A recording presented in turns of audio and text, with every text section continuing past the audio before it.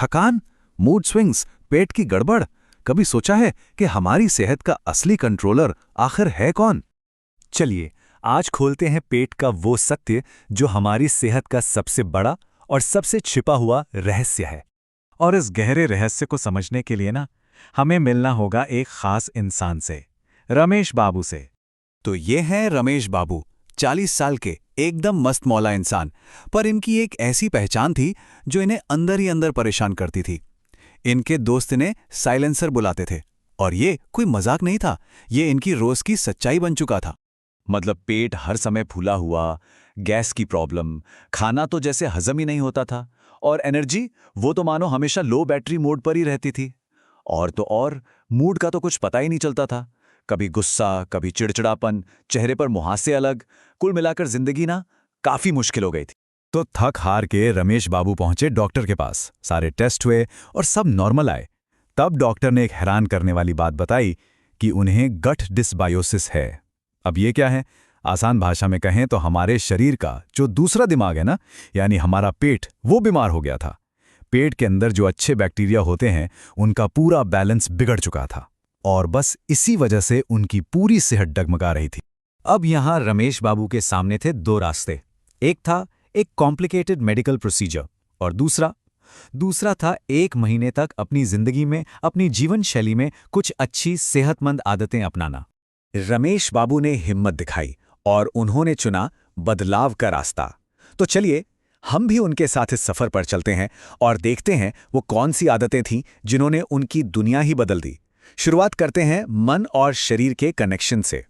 तो सबसे पहली और सबसे जरूरी चीज जो उन्होंने सीखी वो थी दिमाग और पेट के कनेक्शन को मजबूत करना। देखिए, हमारे दिमाग और पेट के बीच एक तरह का सुपर हाईवे है। इसे कहते हैं वेगस नर्व। और कमाल की बात यह है कि रोज सिर्फ ओम बोलना, कुछ गुनगुनाना या बस गहरी गहरी सांसें लेना, ये छोटी छोटी आदतें इस नर्व को शांत करती हैं। इससे हमारे पेट को, हमारे पाचन तंत्र को आराम और हील करने का सिग्नल मिलता है। दूसरी सबसे जरूरी आदत वो थी नींद। जी हां, रोज रात 7 से 8 घंटे की गहरी अच्छी नींद। पता है, जब हम सोते हैं तो हमारा शरीर, हमारा पूरा पाचन तंत्र खुद को रिपेयर करता है, एक तरह से सर्विसिंग करता है। और नींद की कमी वो सीधे सीधे हमारे गट के जो अच्छे बैक्टीरिया है उनको कमजोर कर देती है, और फिर हमारे दूसरे दिमाग का काम बिगड़ जाता है। और फिर आता है तीसरा और शायद सबसे बड़ा दुश्मन, तनाव यानी स्ट्रेस। जब हम टेंशन में होते हैं तो हमारा शरीर कॉर्टिसोल नाम का एक स्ट्रेस हार्मोन बनाता है, और ये हार्मोन हमारे गट के अच्छे दोस्तों यानी हमारे बैक्टीरिया का सबसे बड़ा दुश्मन है। इसे कम करने के लिए रमेश बाबू ने क्या किया? उन्होंने रोज सिर्फ 10 मिनट ध्यान करना शुरू किया, थोड़ी देर धूप में बैठना शुरू किया, और हल्का सुकून देने वाला संगीत सुनना शुरू किया। बस इतना ही। तो मन और शरीर को तो संभाल लिया। अब बात करते हैं उन नियमों की जो सीधे हमारे खाने पीने से जुड़े थे।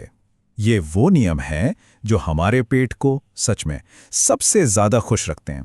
पहला और सबसे जरूरी नियम छिपा है 1 नंबर में, 32।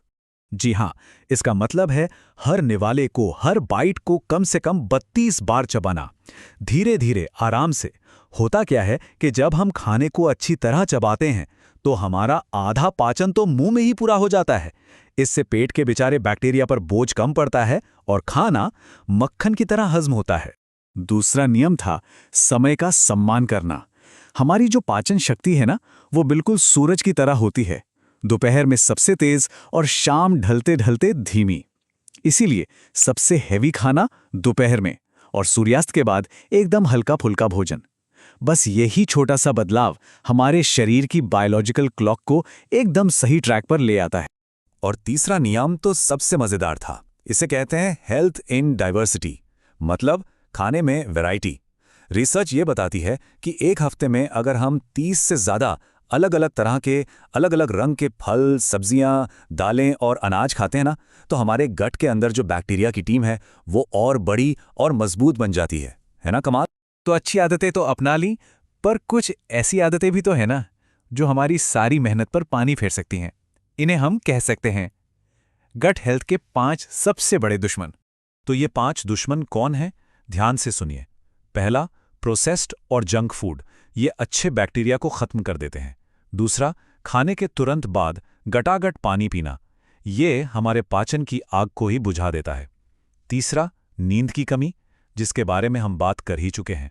चौथा, बिना जरूरत के बहुत ज्यादा पेन किलर और एंटीबायोटिक्स लेना। और पांचवा, वही गलती, जल्दी जल्दी बिना चबाए खाना। और ये बातें सिर्फ कहने के लिए नहीं हैं। देखिए, मुख्य आहार विशेषज्ञ तहसीन सिद्दीकी क्या कहती हैं?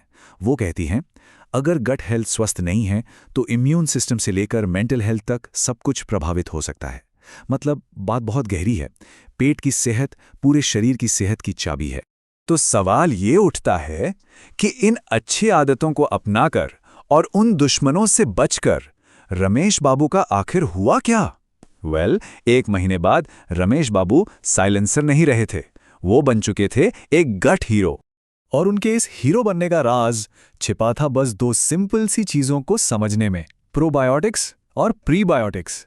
अब ये क्या है? देखिए, प्रोबायोटिक्स यानी वो अच्छे वाले बैक्टीरिया जो हमें दही, छाछ, अचार जैसी चीजों से मिलते हैं, और प्रीबायोटिक्स मतलब उन अच्छे बैक्टीरिया का खाना जो हमें मिलता है फल, सब्जियों और दालों से। सिंपल। और नतीजा, सिर्फ 1 महीने में रमेश बाबू की जिंदगी पूरी तरह बदल चुकी थी। पेट का फूलना बंद, कब्ज की शिकायत खत्म, मूड एकदम शानदार और एनर्जी कमाल की। मतलब वो एक नए इंसान बन चुके थे। रमेश बाबू की कहानी तो यहाँ खत्म होती है, पर वो हमें एक बहुत जरूरी सवाल पर लाकर छोड़ देती है। जरा रुक कर सोचिए, हमारी अपनी आदतें वो हमसे क्या कहने की कोशिश कर रही हैं? अगर आप हमारे चैनल पर नए हैं तो अभी सब्सक्राइब करें और हमारे साथ इस सफर का हिस्सा बनें।